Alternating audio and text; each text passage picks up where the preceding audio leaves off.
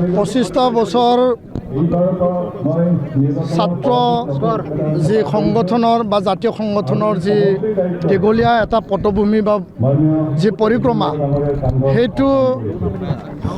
মানে বিদায় লৈ পেলাই আগন্তুক দিনত সামাজিক দিশত ৰাজনৈতিক জীৱনৰ আৰম্ভণিৰে আজি মই UPPL দলত যোগদান কৰিলোঁ আৰু খুব বিশ্বাস আৰু আস্থা এটা মনক লৈ পেলাই ঈশ্বৰৰ আশীৰ্বাদ লৈ পেলাই সকলো ৰাইজৰ সকলো জাতি জনগোষ্ঠীৰ সকলো ভাষা ভাষী সকলো ধৰ্মাৱলম্বীৰ সহযোগ আৰু তেওঁলোকৰ বিশ্বাস আৰু আস্থা লৈ পেলাই মই নতুন জীৱন যাত্ৰা আৰম্ভ কৰিছোঁ কিয়নো অসমৰ জাতীয় জীৱনত আৰু অসমৰ সামাজিক জীৱন ৰাজনৈতিক জীৱনত যুৱ প্ৰজন্মক আগুৱাই নিব লাগে আৰু যুৱ প্ৰজন্মক আগুৱাই নি পেলাই সমাজৰ প্ৰতিটো স্তৰত দৰিদ্ৰ দুখীয়া ৰাইজৰ তেওঁলোকৰ দুখ বেদনা তেওঁলোকৰ অভাৱ অভিযোগ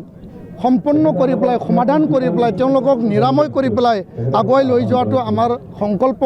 আৰু ইয়াৰ কাৰণে মই স্পষ্টকৈ ক'ব বিচাৰিছোঁ বাহিৰত থাকি 25টা বছৰ জাতীয় ছাত্ৰ সংগঠন গণতান্ত্ৰিকভাৱে আমাৰ কথা আমাৰ আৱাজ চৰকাৰৰ ওচৰত ৰাখিলোঁ এতিয়া ছিষ্টেমৰ ভিতৰত ব্যৱস্থাৰ মাজেৰে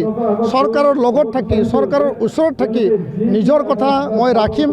আৰু ইয়াৰ যোগেদি এই যে বড়ো শান্তি চুক্তি যোগেদি যি শান্তি স্থাপন কৰিলে বড়ো শান্তি চুক্তিৰ যোগেদি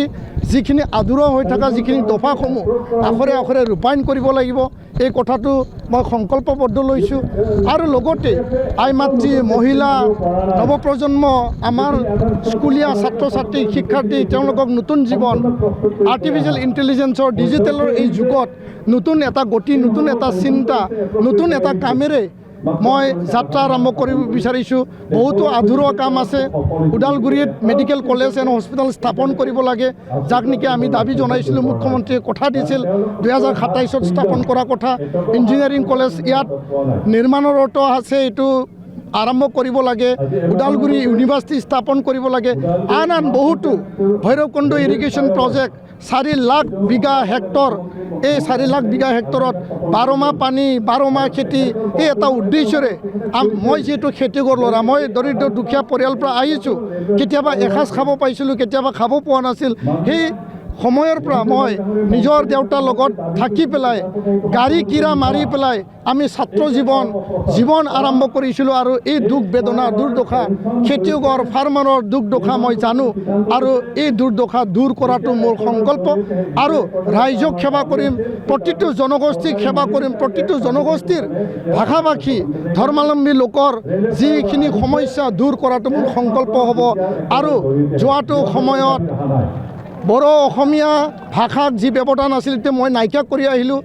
ইয়াত বড়ো অনাবড়ো যি ব্যৱধান আছিল সেইটো মই নাইকিয়া কৰি আহিলোঁ আৰু মই সংকল্প লৈছোঁ যে সমাজক শান্তি সুৰক্ষিত ভৱিষ্যত সকলো ধৰ্মাৱলম্বী লোকক সকলো ভাষিক লোকক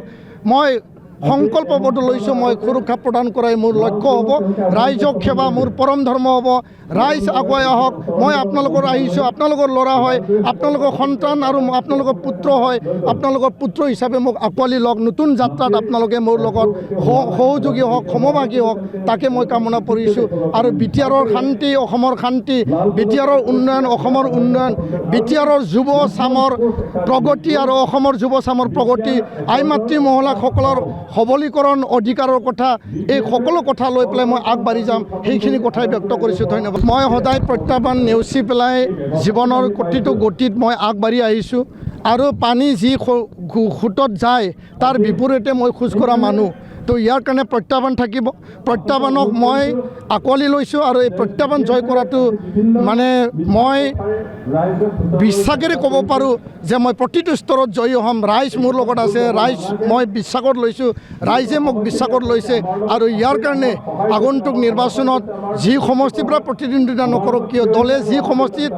মোক প্ৰাৰ্থী হিচাপে নিক্ষেপ নকৰক কিয় 100% মই জয়ী হ'ম মোৰ কাৰণে কোনো প্ৰতিদ্বন্দ্বী নাই আৰু এই কথা মই স্পষ্ট কৰিছোঁ গাঁৱে গাঁৱে যাম ঘৰে ঘৰে যাম মানুহৰ ওচৰত যাম সকলোৰ ওচৰত যাম জাতি জনগোষ্ঠী নিৰ্বিশেষে ভাষা নিৰ্বিশেষে ধৰ্ম নিৰ্বিশেষে সকলো পৰিয়ালত মই ঘৰে ঘৰে যাই পোৱাটো মোৰ সংকল্প এই সংকল্প মই লৈছোঁ ধন্যবাদ।